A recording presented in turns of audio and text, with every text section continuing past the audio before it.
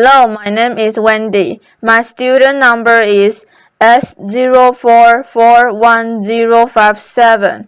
The speech title is Colorblind or Color Brave. The speaker is Mellody Hobson. I'm a freshman in NCUE. Studies 2006. My friend Harold Ford calls me. He's running for the U.S. Senate in Tennessee. And he says, Mellody, I desperately need some national press. Do you have any ideas? So I had an idea. I had a friend who was in New York at one of the most successful media companies in the world. And she said, why don't we host an editorial board lunch for Harold? You come with him. Harold and I arrive in New York. We are in our best suits. We look like shiny new pennies, and we get to the receptionist and we say we are here for the lunch. She motions for us to follow her. We walk through a series of corridors, and all of a sudden we find ourselves in a dark room. At which point she looks at us and she says, where are your uniforms? Just as this happens, my friend rushes in. The blood drains from her face. There are literally no words, right? And I look at her and I said, now, don't you think we need more than one black person in the U.S. Senate? Now, Harold and I applause. We still laugh at that story, and in many ways, the moment caught me off guard. But deep down inside, I actually wasn't surprised. And I wasn't surprised because of something my mother told me about 30 years before. You see, my mom was ruthlessly realistic. I remember one day coming home from a birthday party where I was the only black kid invited. And instead of asking me the normal motherly questions like, did you have fun? Or how was the cake? My mother looked at me and she said, how did they treat you? I was 7.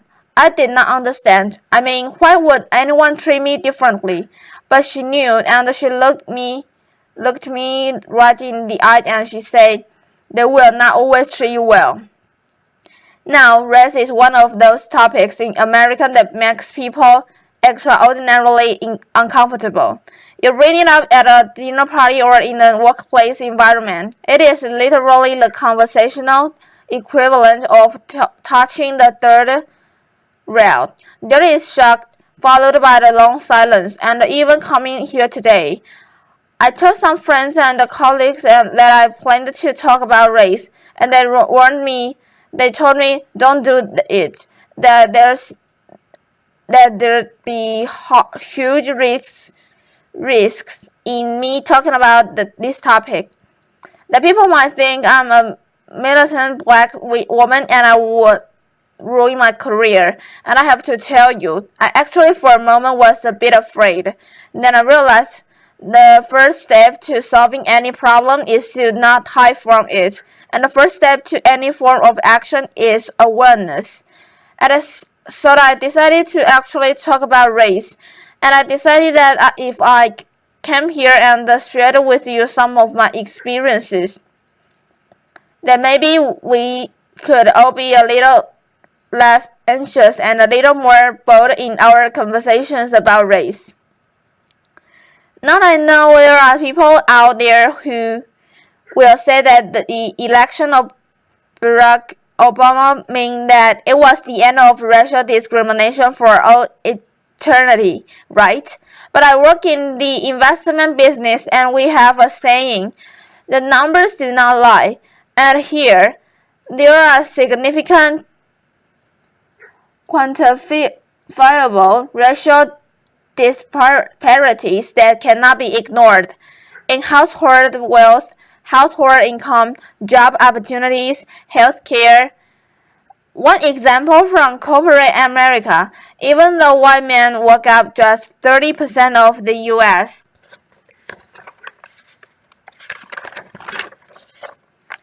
population, they hold 70% of all corporate board seats.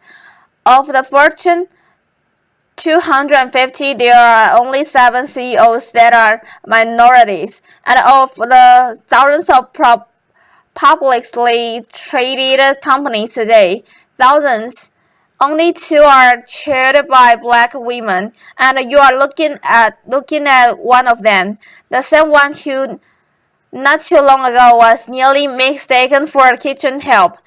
So that is a fact. Now I have this thought experiment that I played with myself. When I said, imagine if I walked you into a room and it was of a major corporation like ExxonMobil, and every single person around the boardroom were black, you would think that we're weird. But if I walked you into a Fortune 500 company and everyone around the table is a white male, when will it be that we think that's weird too?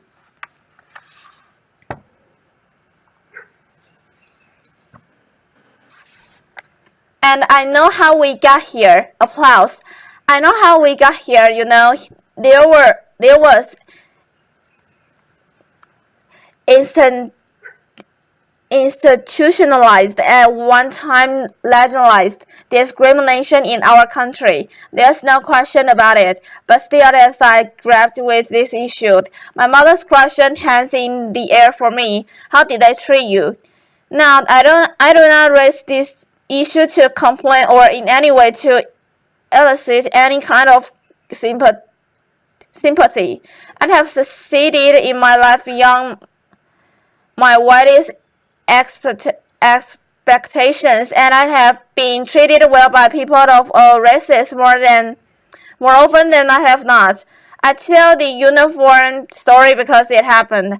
I cite those statistics around corporate board diversity because they are real.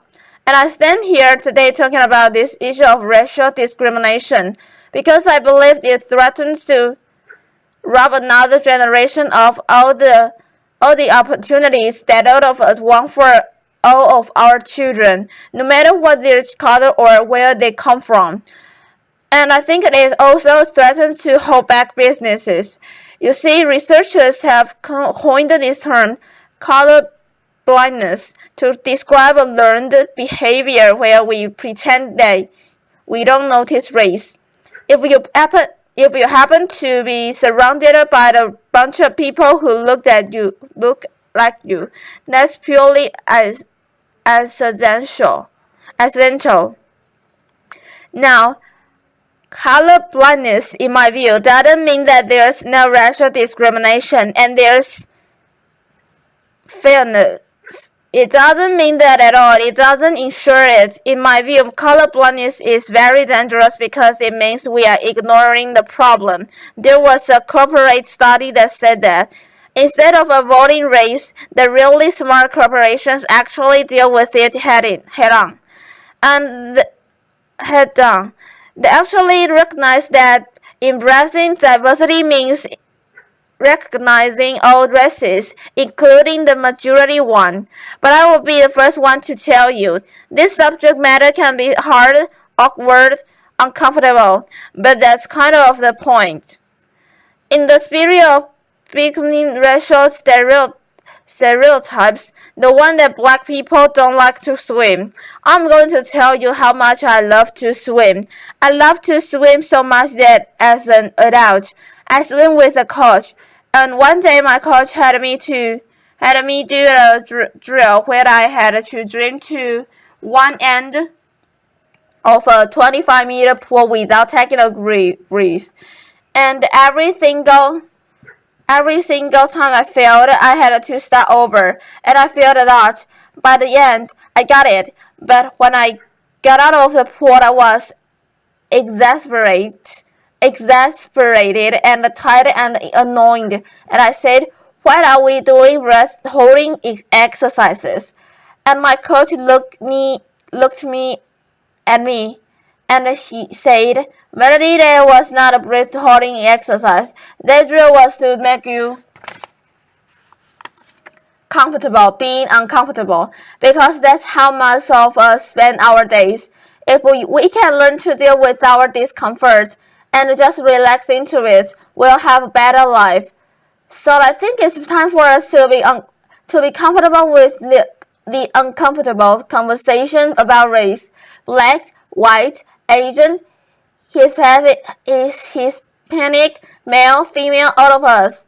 If we truly believe in equal rights and equal opportunity in America, I think we have to have real conversations about this issue. We cannot afford to be colorblind. We have to be color brave.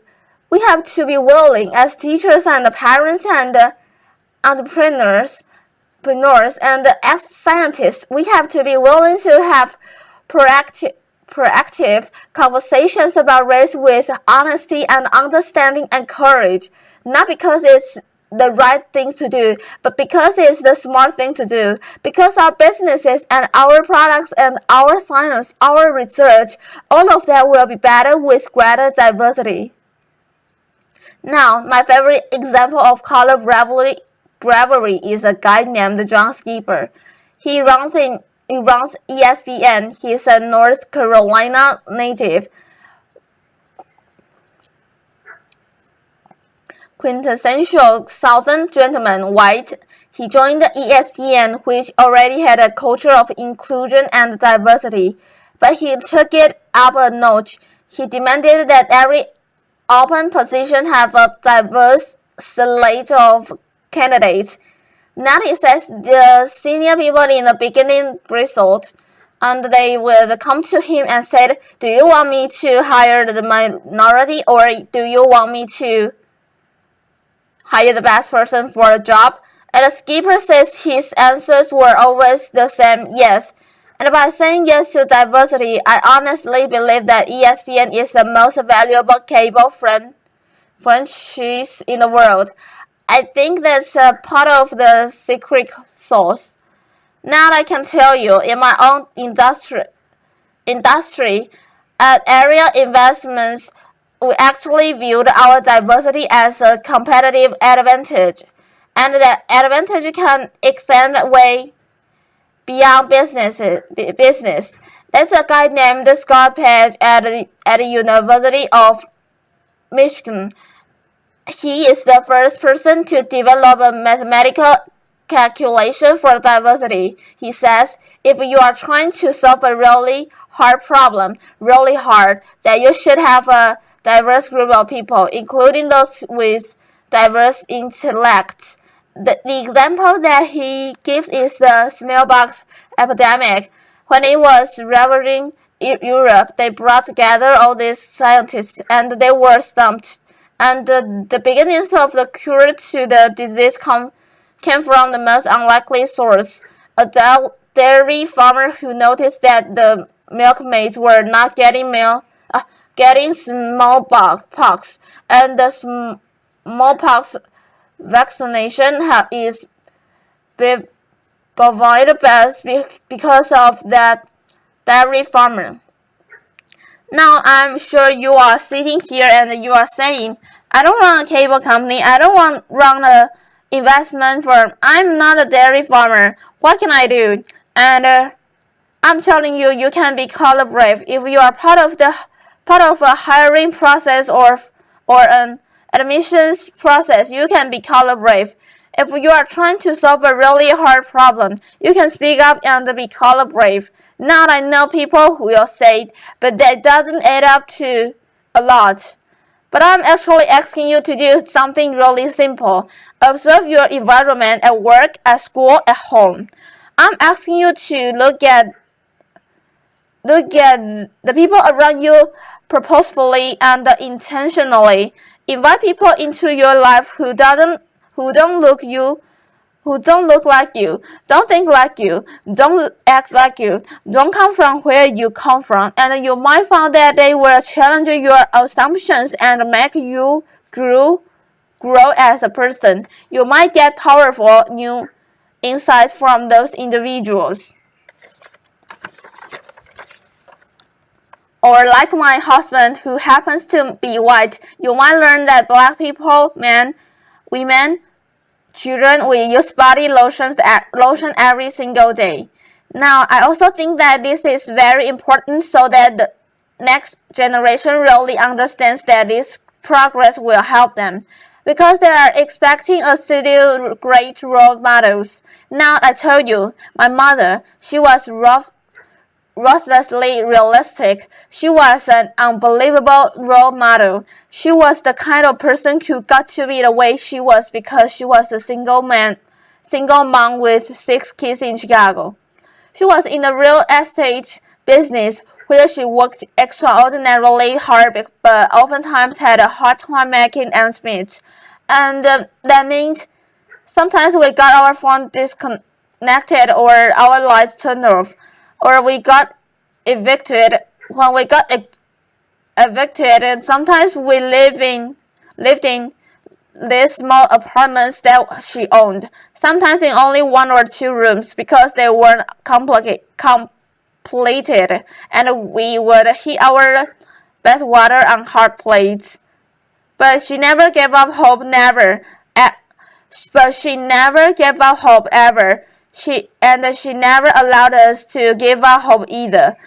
This brutal pragmatism that she had, I was 4 and she told me, Mommy is Santa. Laughter. She was this brutal pragmatism. She taught me so many lessons. But the most important lesson was that every single day she taught me, Mellody, you can be anything. And because of those words, I would wake up at the crack of dawn. And because of those words, I would love school more than anything. And because of those words, when I was on a bus going to school, I dreamed the biggest dreams. And it is because of those words that I stand here right now full of passion, asking you to be brave for the kids who are dreaming those dreams today. Applause. You see, I want them to look at a CEO on television and said, I can be like her or he looks like me. And I want them to know that anything is possible, that they can achieve the highest level they ever imagined, that they will be welcome in any corporate boardroom or they can lead any company. You see, this idea of being the land of the free and the home of the brave is woven into the fabric of America. America, when we have a challenge, we take it head on. We don't shrink away from it. We take a stand. We show courage. So right now, what I'm asking you to do, I'm asking you to show courage. I'm asking you to be bold. As business leaders, I'm asking you not to leave anything on the table. As citizens, I'm asking you not to leave any child behind. I'm asking you not to be colorblind, but to be color brave, so that every child knows that their future matters and their dreams are possible. Thank you. Applause. Thank you. Thanks. Applause.